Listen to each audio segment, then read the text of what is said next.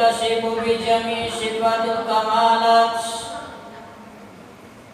وأشهد أن سيدنا ونبينا محمد عبده ورسوله أفضل المخلوقات صلاة وسلاما دائمين ما دامت الأرض والسماوات صلى الله عليه وسلم وعلى آله وأصحابه النجوم النيرات أما بعد فقال سبحانه وتعالى لئن شكرتم لأزيدنكم ولئن كفرتم إن عذابي لشديد Sadaqallahul azim. Ada yang sudah kering jam 2 malam padahal itu masih waktu Isya, dia tunggu sampai subuh, maka malam itu dia harus melaksanakan sholat sebetulnya. Makanya begitu jam 2:30 ini kering, maka wajib langsung mandi dan sholat Isya. Begitu. Kalau ini tertinggal, maka disunahkan untuk diqadha pada waktu-waktu lainnya. Satu. Yang kedua, kalau kita memang pengen digolongkan sebagai anak yang solehah, karena perempuan ya, anak solehah, kita pasti punya orang tua kita dulu juga mungkin yang bunda-bundanya ketika menstruasi seperti itu sama dengan kita, waktunya sudah asar ternyata belum melaksanakan mandi dan sholat, dia tunggu sampai besok misalnya, itu adalah satu kelalaian. Kewajiban kita sebagai anak untuk mengqadhanya. Jadi anak yang berbakti kapan lagi? Ngirimin duit yang udah gak kepake kan, bisa nama gak laku. Kirimin makanan, yang makan yang hidup, cuma intisarinya yang nyampe ke sono, doanya. Maka kita selaku anak usahakan habis sholat zuhur, berapa lamanya sih? Enggak sampai 3 menit. Sholat zuhur, kemudian kita sholat qadha buat kita, kemudian kita sholat qadha buat bunda atau buat bapak kita. Bagaimana cara kita supaya semangat? Ingat-ingat bagaimana susah payahnya orang tua kita membesarkan kita, memberi nafkah kita, sebagaimana kita ngurusin anak kita. Seperti itulah kira-kira kita. Nah, ketika itu terasa dalam diri kita, maka timbul bangkit semangat kita untuk memberikan yang terbaik untuk orang tua kita. Bukan berarti setelah orang tua kita wafat, kita habis berbakti kepada orang tua, tidak.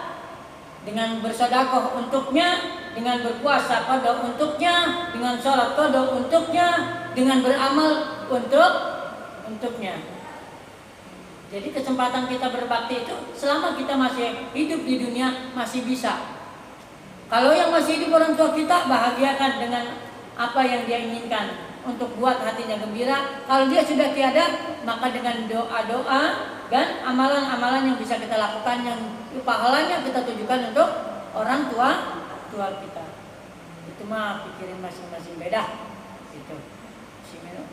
Biasanya sih kita kalau mengingat kita ngurusin anak kayak begini, ya kira-kira seperti itu pula lah kita diurusin sama orang tua kita. Jadi menjadi anak yang solehah atau menjadi anak yang soleh tidak mesti orang tua itu masih hidup. Saat orang tua kita hidup dan saat orang tua kita telah tiada, yang penting kita masih hidup, kita masih bisa berbuat, beramal untuk kedua orang tua kita.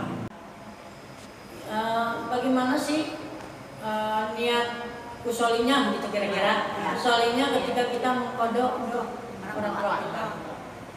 Kan?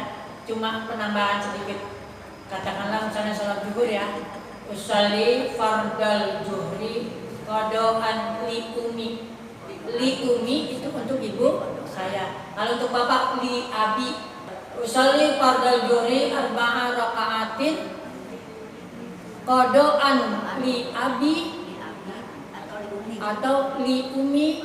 Disebut dua-duanya. Ya. Satu-satu. Ya. Baik, saya ulangi. Usolli fardal zuhri arba'a raka'atin qadhaan li abi fardan lillahi ta'ala. Boleh mustaqbilal kiblati fardhan lillahi ta'ala. Tinggal menambahkan kodoan li abi atau kodoan li umi. Oh, nggak hafal itu mah susah benar. Di dalam hati saya niat kodok sholat zuhur untuk bapak saya 4 rakaat menghadap kiblat fardu karena Allah. Nggak hafal yang tadi pakai bahasa Indonesia. Saya niat sholat kodok zuhur buat bapak saya atau buat ibu saya 4 rakaat menghadap kiblat fardu karena Allah. Di dalam hati. Begitu. Allah mengerti mau pakai bahasa apa juga, gitu kan? Tetapi niat di dalam hati saya niat sholat zuhur 4 rakaat kodok untuk bapak saya 4 rakaat menghadap kiblat fardu karena Allah. Bisa dimengerti? Terus untuk umi diniatin lagi gitu. Kalau misalnya kita ini sholat zuhur ini buat ibu, ya berarti li umi untuk ibu saya. Kalau sholat ini untuk bapak saya berarti li abi. Maksudnya dua-duanya kan udah nggak ada gitu. Kalau dua-duanya satu-satu, jangan borongan nih, sholatnya dibagi 2. Jangan Satu-satu kan niatnya. Iya, niat satu. Tapi di waktu sholat kita ya Pak Ustaz ya? Ya. Boleh di waktu zuhur Nanti boleh. kalau asar di bapak ini bangsa. Di abi gitu kalau asar misalnya abi. Boleh. Kita sholatnya kapan waktunya? Namanya juga bayar utang. Waktunya tidak ditentukan kalau bayar utang kapan. Gitu. Kalau yang wajib tentu waktunya sudah ditentukan. Tetapi karena kita terhitung membayar hutang, maka waktunya kapan ada kesempatan maka bayarlah hutang. Makanya kalau kita sholatin maghrib itu, baiklah kepada jamaah sekalian, jamaah takziah sekalian, ini terkait dengan hutang piutang almarhum atau almarhumah, nanti untuk bagaimana penyelesaiannya silakan menghubungi pihak keluarga. Kalau bunda dan ayahandanya yang punya hutang, maka pihak anaknya yang menyelesaikan hutangnya. Itu dalam konteks dunia, tetangga gitu kan, hutang warung, hutang duit, hutang lah, pokoknya hutang seperti biasa. Tapi hutang kepada Allah Subhanahu wa taala pun seperti itu. Makanya ada istilah fidyah. Ketika meninggal dikasih beras, bahasanya fidyah. Artinya apa? Untuk menutup apabila almarhum atau almarhumah mempunyai hutang piutang, maka diberikan fidyah. Anak yang soleh dan soleha selalu berikhtiar bagaimana membahagiakan kedua orang tuanya ketika sudah meninggal, baik sebelum meninggal ataupun sudah tiada. Itulah. Jadi makanya kenapa dikatakan Nabi idza matabna adam in qata'a amaluhu illa min salasin sadaqatin jariyatin aw ilmin yantafa'u bi aw waladin salihin yad'u lahu. Nah, ini yang ketiga adalah anak yang soleh yang selalu mendoakan orang tuanya. Mendoakan bukan hanya setelah kita sholat mendoakan orang tua kita, akan tetapi mengamalkan amalan-amalan yang bisa dikodokkan untuk orang tua kita. Itulah cermin daripada anak soleh dan soleh.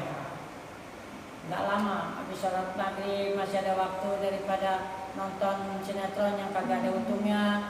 Sholat kita, sholat isya lebih panjang waktunya, gitu. Sholat subuh, bagaimana setelah subuh? Katanya setelah subuh nggak boleh sholat sunnah. Nggak apa-apa sholat kok, ada tak masalah. Bisa dipahami Bu ya? Niatnya kalau nggak hafal usolli fardhu zuhri qada'an li abi atau li umi arba'at takbiratin mustaqbilal qiblati adaan lillahi ta'ala, itu tidak hafal maka dengan bahasa kita. Oh, yang tadi saya tidak hafal semua bagaimana? Niatin di dalam hati nih sholat zuhur nih buat bapak saya, kalau sholat bapak saya ketinggalan udah selesai begitu. Seperti kita doa saya mah Rabbana atina juga kagak hafal saat bagaimana? Ya Rabb, engkau tahu apa yang aku mau, kabulkan. Selesai. Gampang. Kita juga yang mendoakan kalau mendapat cucuran rahmat dari Allah Subhanahu wa taala. Amin amin ya rabbal alamin.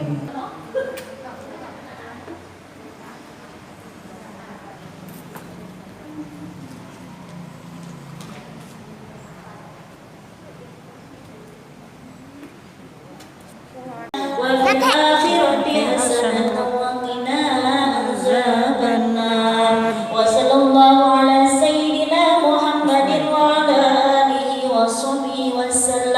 Subhana rabbika rabbil